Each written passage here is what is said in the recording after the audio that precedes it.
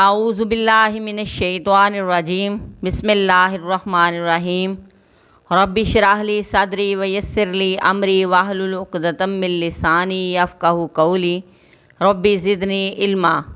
سورہ بقرہ کی آیت نمبر 149۔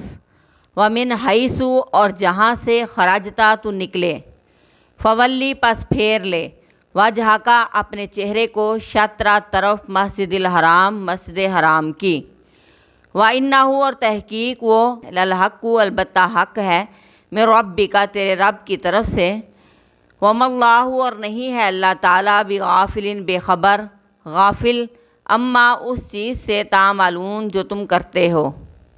فرمایا جہاں سے بھی تم نکلو تو اپنا چہرہ مسجد حرام کی طرف کر لو، اور بے شک وہ حق ہے، یعنی اللہ تبارک و تعالیٰ کی طرف سے ہے، اللہ تبارک و تعالیٰ کا حکم ہے، اور اللہ تبارک و تعالیٰ تمہارے عملوں سے غافل نہیں۔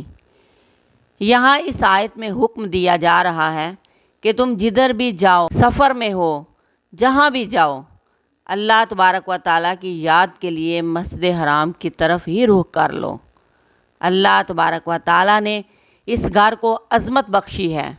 اگر اللہ تبارک و تعالیٰ سے محبت ہے تو اس کی شعار کی تعظیم کرنی ہوگی۔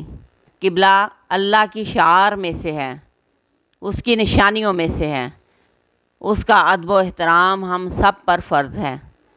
فرمایا کہ تم جدھر بھی ہو، جہاں سے بھی تمہارا نکلنا ہو، میری یاد کے لیے قبلہ رخ ہو جایا کرو۔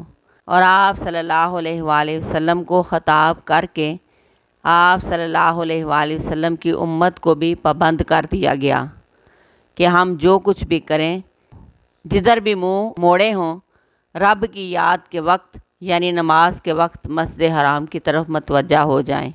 اور یہ بات ہمیں ذہن نشین کر لینی چاہیے کہ اللہ تبارک و تعالی ہمارے عملوں سے غافل نہیں، بے خبر نہیں، یعنی جو بھی ہم کر رہے ہیں، کس نیت سے کر رہے ہیں، کتنا کر رہے ہیں، اس ذات کو سب معلوم ہے، وہ بے خبر نہیں۔